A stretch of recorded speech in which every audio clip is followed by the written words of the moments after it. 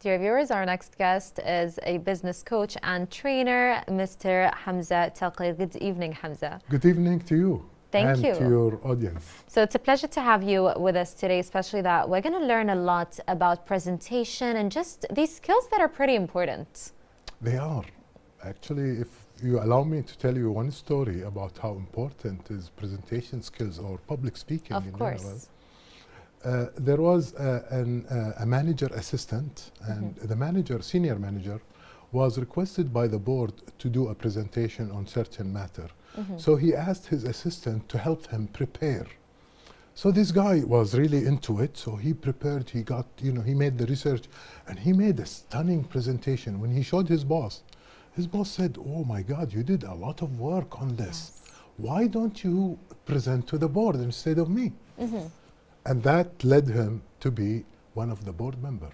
That's amazing. From an assistant, because the board were really, shocked by the way he delivered the information and persuade them, and really made a purpose out of his presentation that they wanted him to be with them so that they can present to shareholders, for example. Honestly, I think that's a really cool story, and it just really does show the importance of having such a social skill and being able to deal with such a situation that came up randomly with that assistant. Obviously, yeah. Definitely. But some people will say, "No, it's not me. I can't do it," and I'm afraid they lose on the opportunities. Exactly. I think it's really give and take with these situations, and depending on what you're comfortable with. So, in the beginning, can you tell us a bit about yourself and where did your passion come from for coaching and training? Well, I don't want to put an identity for myself, but I am a seeker. I'm always been, looking for knowledge and information. Yes. And that led me, when I became a marketeer, and in a professional sense, I found out that the people element in the marketing are the main important in any business. And this, the people that makes this show, all together, the team, the cameraman, the people in the back, all this team makes that, this show together. So people are more important. They are the most important. So therefore, I said, oh, maybe I should focus on this. And I did this after 20 years of working. My last job was the chief commercial officer for one of the telecom companies. And I quit on 20 years of experience, and I started, coaching and developing people and, making high performance of people. So I'm a problem solver, you can say. I solve challenges for organization, for corporates. Yeah. And I see where that comes in with the coaching businesses. Exactly. Definitely so that fits right in. That leads to, having some tools to implement your consulting or your performance, higher performance for the people. You needed some tools. Coaching is one of the tools. Presentation skills, public speaking is a training, a learning and development, being an author. All this, comes together to add value to the community that you are in. All these tools definitely do complete each other. So we spoke a bit about presentation skills, and since these are becoming, we can say, very essential in various positions in a lot of workplaces, how can we improve our presentation and public speaking skills? A lot of people have an issue with that. The issue actually is basically the stage fright. People are afraid. I mean, my first presentation, and when I was in college, I didn't know what I said. I was like rambling, and I was shaking for 7 minutes. And but there are tools for all, every step of the way that you can use, and you can look yourself as a professional presenter, and you can really move people or change or implement something better by encouraging people, inspiring people to move forward or to do something. Leaders must be having those skills. This is basic. This is this part of the communication skills, but it's more advanced because you are communicating with a wider audience, and you are alone there in the stage, people are watching you. That's right. All eyes are on you at that moment. Yeah, sometimes you think, oh, I might lose my concentration, or the idea that I want to convey, or the story that I want to tell, I will forget it, and you confuse yourself by overthinking, and it's natural to have that fear, to have this stress in the beginning. If you don't have it, that means you are not normal. There's something weird. And that fear is really what gets you, going. It gives you the energy to speak. That's right, the adrenaline. Yeah, to use it to your benefit. Exactly. So what tools do you use when delivering a speech or anything on stage? There are many tools. I mean, one should be like, I use the tool that I learned from a friend of mine, Ron Kaufman, the PASS acronym. And PASS, the P stands for the purpose. Why are you presenting? What's the purpose of your presentation? Right. That's very important. Even for putting a post on Instagram or social media, you need to. Why are you putting that post? You need to identify the purpose, and then after you identify the purpose, then you identify the audience. Our previous speakers talked about demographic. The segment market that he's trying to reach. So who are they? Your target, your audience. And once you identify your audience and your purpose, you will have the style that you need and the structure. So that makes up the acronym PASS. And if you think of these 4 words, you will be able to have a system kind of to present. That's one.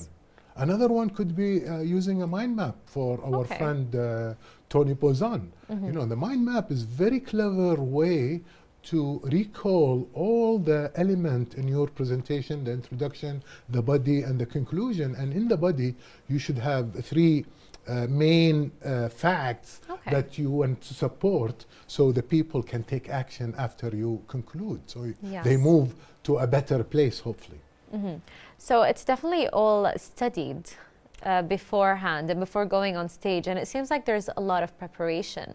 How do you prepare before every presentation? Preparation is the whole thing. I mean, rehearsing, practicing. Yes. It's very important. Some people, they want to just want to wing it. And I know people that can do that. Right. I have a friend that, just, in front of the Prime Minister of Finland. And we used to be the marketing people, and we used to usually prepare for the boss, the speech, what he's going to say, and so on. He said, no, I don't want this. He took the mic and he started, talking like natural, like a conversation. And that's the best presentation, actually, to make it like a conversation. And everybody can do a conversation. We all talk. Definitely, we do that all day. But when it comes to presentation skill, you you kind of feel weird or shy away from it. A lot changes when the spotlight is on you and when you are alone doing a presentation or on stage. Definitely, we might get a bit scared. Yes. So when it comes to the audience, it's completely normal that sometimes audience members will get bored or start using their phones, moving around. How do you deal with that when you are giving a presentation or even during a meeting? This is a hint from the audience that you've been talking too much. You need to... It's done. Stop. People have attention of spam, and that attention of spam with the technology and social media is getting really, really small. And people, you need to be really good and know about the subject that you're talking about. And your audience want to know about this subject. So they will not get bored, hopefully. But sometimes some people will get bored. That's right. How do you get them on board again? It's basically by asking a question. Looking at the person, Ahmed, tell me, what do you think of what we said? This will bring him back to put the attention. Or you start making an activity. Okay. You start telling them, if you are able and willing, please get up. Yes. Let's do an activity. Breathing activity, we do game or something fun or movement. And then, they come back and then we continue. It's, the presenter must read the audience. Yes. If they're okay, if they're, happy. if they are not listening, stop. Exactly. It's like a salesman who's, you know, talking over you on the phone, just want to present, and you don't need the product. You look at him after 15 minutes talking, Exactly. and you tell him, but I don't use this product. He wasted or she wasted their time and our time. No, you need to, because that brings us back to the PATH acronym, the purpose. What's the purpose? You want to bored people? You want to make them sleep? That's not a purpose. Definitely, that's never any purpose of Right. any presentation, and I think that's such a good point that you conveyed. So what are the do's and don'ts when it comes to presenting? Well, if we say don't stay focused. Don't, you know, go up and down, north, west, south. Your audience will be confused. So have a flow, you know. Put the structure and convey that structure. Like they say, today we'll have 20 minutes with Rita, and we'll be talking about presentation skills, and these are the structure. We'll be going through this. You'll be doing activity, and you'll be presenting, and we'll be filming you. So you present the whole thing, so they are aware of what's coming. They know what to expect. Exactly. And you should transition in a nice way. Give them breaks, let them move, do, you know, make it active. Don't lecture. You know, we've been in lectures where people are sleeping and the lecturer are going on. And on, you know, for 2 hours, and the people are sleeping, they're not with you. Why? Stop. So you need to pause. You know, don't talk too much, or you need to have structure, focus. The main point that you are there for, you need to repeat it and conclude with it and call for action. There are many presentations. At the end, we look around, okay, what's next? What do we do? It has to have a call of action. I want you to do this. Let's do this. Let's practice this. And let's come back again and see what's the effect. Because otherwise, you know, people will sit in a presentation and leave. The other thing I would say is that you should use as tactic in terms of don'ts and do's. Tell a story. Yes. Don't make it too complicated. Stay simple. Don't use jargon. Use simple words. You know, simplicity is the ultimate sophistication. And a practice. Just don't go. Practice and look at yourself in the mirror. Some people, they say, you know, everybody have a smartphone. Take a video of yourself. Look at yourself while you are talking. Control your voice. Remember to breathe and pause. Yes. I'm talking too much now. A lot of people definitely forget to breathe. You know what I mean? And they start rambling on and on and on, and it just becomes an endless cycle where at the end of the day, the audience will get bored. And their voice will shake because they're talking too much. You need the breathe, so you can, when you talk, you say your words, it goes with your, you know, exhalation. So it becomes, your voice becomes stronger. Definitely. And voice is very important because it shows that you are credible. And one of the tools that we teach even in public speaking is the Logos, Pathos, and Ethos. You have to have logic, you have to have emotion. You have to touch hearts. So by telling a story, by being vulnerable yourself, people will relax. And of course, you need to have credible sources, and the theory that you're talking about, or the information, that you need to back it up with supportive material, so they're encouraged to use it and to do the call of action that you are aiming for. I think that's a really great point, because our voice does play a role in how much the audience are listening or being attentive with us. And it's really important, because if you're talking at the same tone of voice the whole time, you're definitely going to have some sleepers on hand, and that's not great. Of course. And your voice, it brings the energy, and you are responsible for the energy of your audience as a speaker. So when you come with energy, you will affect the audience. For sure. We're learning a lot from you, Hamza, this evening, but can you tell us about a lecture or a presentation that you have personally gone to and still remember? It's still memorable. Oh, so many. What made it that great? Well, I remember in Barcelona we attended the GSM conference. Mr. Olilla was the Nokia CEO back then in 2005, and Nokia was the top before the smartphone comes. And everybody, you know, all the telecom companies, CEOs, they're there attending, like maybe 2,000, 3,000 in the big room, and he's coming to speak. So he came with full suit and with a backpack.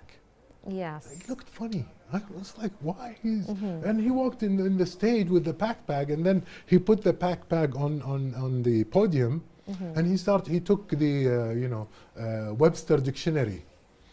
Big, remember the old big dictionary? He put it out and he threw it. He said, I don't need this. Yes. He took the Walkman. I remember, you don't remember the Walkman. Definitely do remember. A big part of my teenage the years. auto reverse is the exactly. top. Yes. The auto reverse.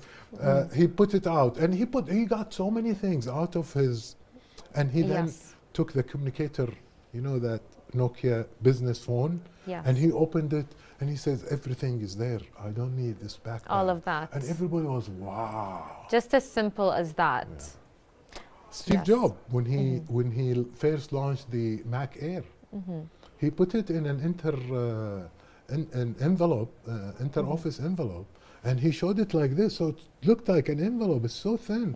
When he took it out, everybody went, wow. Yes. So using these kind of gadget and to illustrate, show more than tell. Definitely. Sometimes we need to act the event rather than saying it. Yes. But people will remember you that way. Definitely getting your message across in creative ways does work most of the time. Hamza, thank you so much for being with us this evening. Thank you for having me. Thank you. Thank you. Dear viewers, we had with us Hamza Taqi, business coach, trainer, and up next is a report about electric vehicles. Stay tuned.